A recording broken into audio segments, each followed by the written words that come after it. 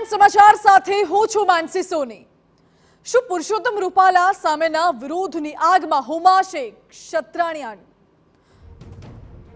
2 દિવસનું અલ્ટિમેટમ પૂર્ણ થતા ક્ષત્રિયાણીઓએ આવતીકાલે કમલમ ખાતે આત્મવિલોપન કરવાની ચીમકી આપી છે।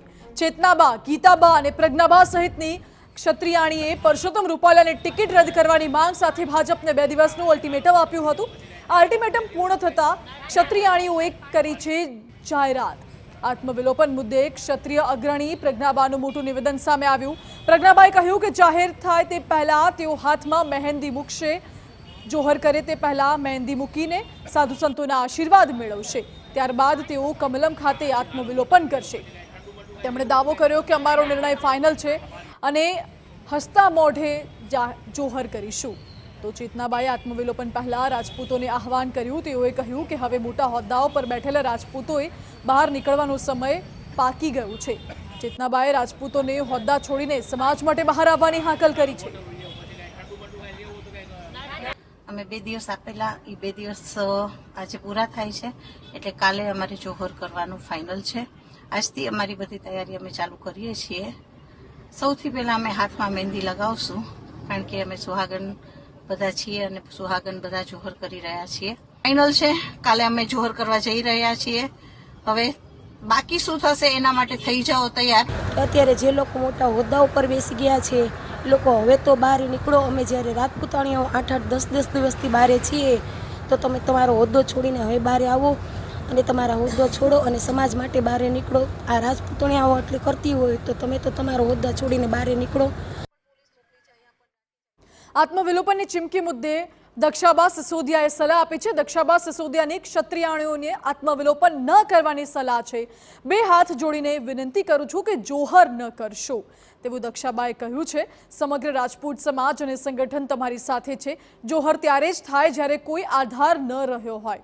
રાજપૂત સમાજ સાથે હોય તો જોહર કરવું યોગ્ય ન કહેવાય।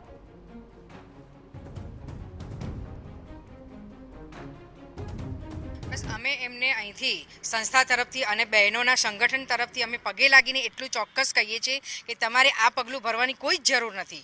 બધા ભાઈઓ બહેનો બધા તમારી સાથે, આખો સમાજ તમારી સાથે છે, તો આવું કરવાની કાંઈ જરૂર નથી। અને તમે સમજો છો કે જૌહર એટલે શું કે જેનો કોઈ આધાર નથી, કોઈ જ વ્યક્તિ નથી, ત્યાર પછી એમને છેલ્લે એમને પગલું ભરવાનું આવે છે, તો આ કરવું કંઈ યોગ્ય જ નથી એમ।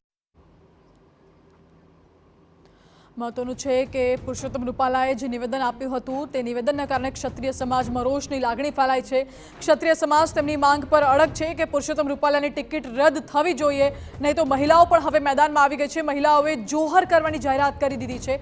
મહત્વનું છે કે ક્ષત્રિયાણીઓએ 2 દિવસનું અલ્ટિમેટમ આપ્યું હતું અને હવે અલ્ટિમેટમ પૂર્ણ થવા જઈ રહ્યું છે, ત્યારે હવે તેઓ જોહર કરશે તે વાત નક્કી છે તેવું પણ નિવેદન તેમણે આપ્યું છે।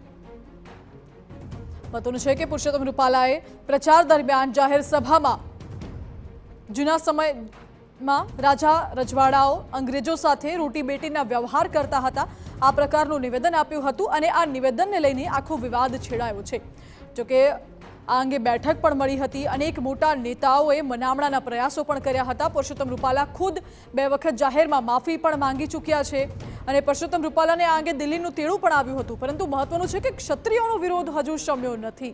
મનામણાના અનેક પ્રયાસો થયા છે, છતાં ક્ષત્રિય સમાજમાં રોષ છે અને તેઓ તેમની માંગ પર અડગ છે। હાલમાં અમદાવાદમાં બેઠક પણ મળી હતી ક્ષત્રિય સમાજની, પરંતુ તેમની ફક્ત એક જ માંગ છે કે પુરુષોત્તમ રૂપાલાની ટિકિટ રદ થવી જોઈએ। એ ટિકિટ રદ કરવાને લઈને આ માંગ છે અને આ બાબતે હવે મહિલાઓ, ક્ષત્રિયાણીઓ પણ મેદાનમાં આવી ગઈ છે। અલ્ટિમેટમ પૂર્ણ થવા જઈ રહ્યું છે અને આવતીકાલે તેઓ જોહર કરશે તેવી જાહેરાત પણ કરવામાં આવી છે। મહિલાઓએ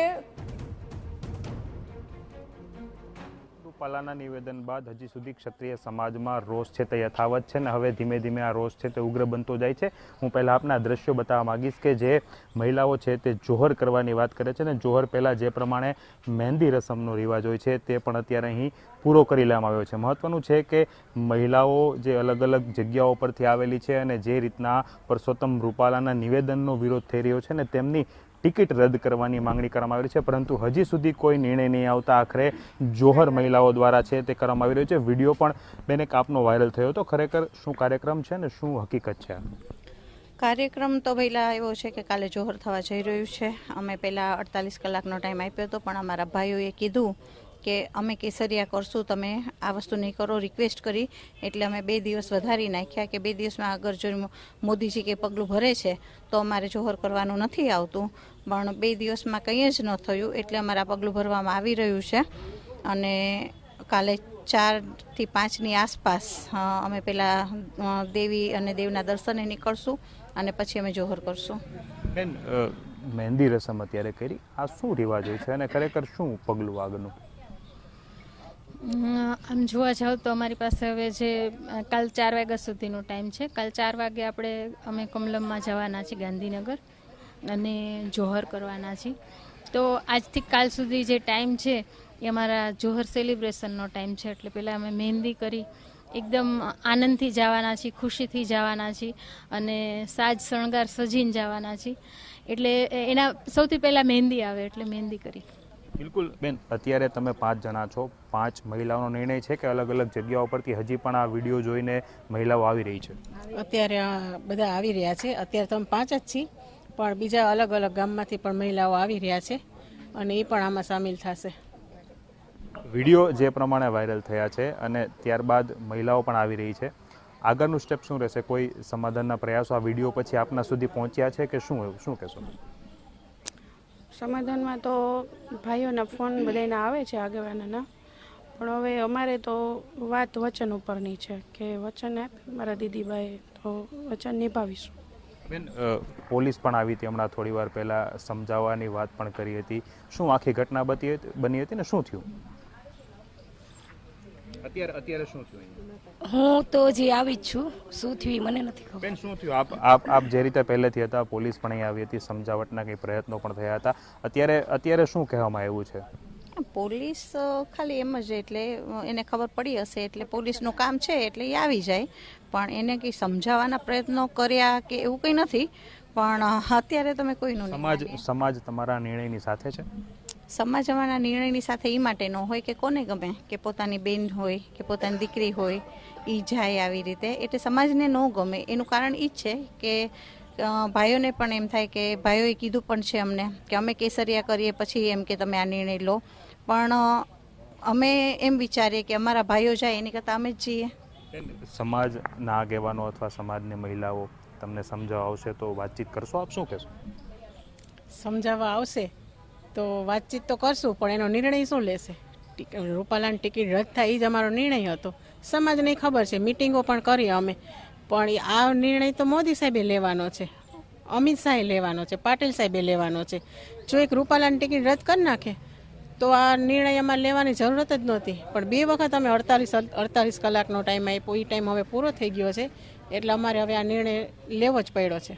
ક્ષત્રિય સમાજ જે રીતના અડગ છે, પરંતુ જે 5 મહિલાઓની વાત છે કે જેણે જોહર કરવાનો નિર્ણય છે તે લઈ લીધો છે ને તેમનું જે મહેંદી સેલિબ્રેશનની રસમ હોય છે તે પણ આજે પૂરી કરી છે ને આવતીકાલે સાંજે 4 થી 5 વાગ્યા વચ્ચે તેઓ જે પ્રમાણે રીતિ રિવાજ હોય છે તે મુજબ જોહર કરવાની વાત તેઓ કરી રહ્યા છે. પરંતુ જે રીતના વિડીયો સામે આવી રહ્યા છે, મહિલાઓના અલગ અલગ જગ્યાઓથી મહિલાઓ પણ છે અહીં એમના જે જોહરમાં જોડાવા માટે આવે તેવા પણ વિડીયો છે તે સામે આવી રહ્યા છે. પરંતુ જે રીતના ક્ષત્રિય સમાજ દ્વારા એક જ વાત છે કે પરસોત્તમ રૂપાલાને માફી નહીં, પરંતુ તેમની ટિકિટ છે તે રદ થવી જોઈએ, તે નિર્ણય પર હજી પણ ક્ષત્રિય સમાજ છે તે અડગ છે. કેમેરા પર્સન વિવેક ઠાકોર સાથે હરીન માત્રાવાડિયા, TV9 અમદાવાદ.